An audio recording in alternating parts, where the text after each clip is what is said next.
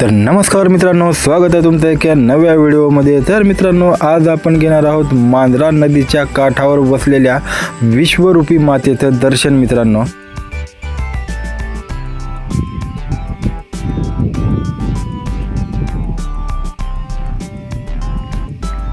तर मित्रांनो, या ठिकाणी प्रत्येक वर्षी चैत्र पौर्णिमेला भव्य अशी यात्रेचं आयोजन केलं जातं मित्रांनो। आणि हे मंदिर आहे मित्रांनो देवळा, जे की अंबाजोगाई तालुक्यामध्ये मांजरा नदीच्या काठावरती भव्य अशा वातावरणामध्ये, निसर्गरम्य वातावरणामध्ये हे मंदिर आहे मित्रांनो। तर चला मित्रांनो, आपण जाऊयात मंदिरामध्ये आईच्या दर्शनासाठी।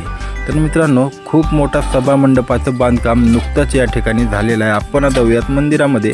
हे बघू शकता, मंदिरामध्ये प्रवेश केल्यानंतरच तुळशी वृंदावन आहे मित्रांनो। आणि हे पाहू शकता, दरवाजा मंदिराचा खूपच लहान आहे मित्रांनो, कारण खूप जुनं मंदिर आहे। मंदिराची डागडुजीपणा केलेला आहे, पण मंदिराचं सभामंडप जे आहे त्याचं बांधकाम मित्रांनो नुकतंच झालेलं आहे। हे बघू शकता मित्रांनो, यज्ञ हवनकुंड येथे स्थापन केलेलं आहे मित्रांनो। हे बघू शकता, हे आहे मित्रांनो मंदिराचं जुनं बांधकाम, जे की 100 वर्ष आधीचं बांधकाम असू शकतं मित्रांनो। आणि मंदिरामध्ये प्रवेश केल्याच्या नंतर मित्रांनो, इकडल्या साईडला बघू शकता किती पेस आहे, आणि इकडल्या साईडला एक रूम आहे मित्रांनो।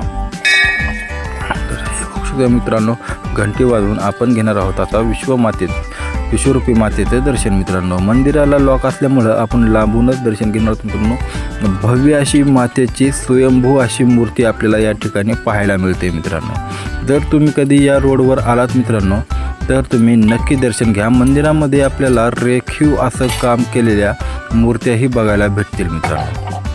तर मित्रांनो, आपलं दर्शन झालेलं आहे मित्रांनो, आणि कसा वाटला व्हिडिओ कमेंट करून सांगा। तर मित्रांनो, मंदिरामध्ये तुम्हाला ठिकठिकाणी कोरीव मूर्त्याही बघायला भेटतील मित्रांनो। आपण आलेलो आहोत आता मंदिराच्या बाहेर, आपलं दर्शनही झालेलं आहे मित्रांनो। तर कसा वाटला व्हिडिओ कमेंट करून सांगा, आणि चॅनलवरती नवीन असाल तर सबस्क्राईब करा। तर ठीक आहे मित्रांनो, भेटूया नेक्स्ट व्हिडिओमध्ये। तोपर्यंत जय हिंद, जय महाराष्ट्र।